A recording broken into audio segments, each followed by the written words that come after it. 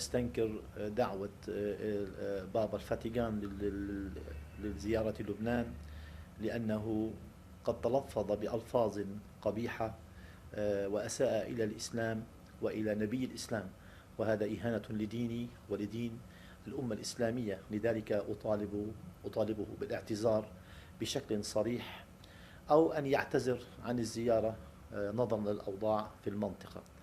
هذا ليس تهديدا لبابا الفاتيكان، وليس دعوة طائفية أو دعوة إلى القيام بأي أعمال، وإن كنت أخشى أن يقوم أتباع النظام المتهالك في سوريا إلى القيام بأعمال تخل بالأمن. أنا دعوت العلماء والمشايخ في لبنان إلى أن يستنكروا ويعتصموا ويحتجوا على دخول البابا إلى لبنان قبل أن يقدم اعتذارا صريحا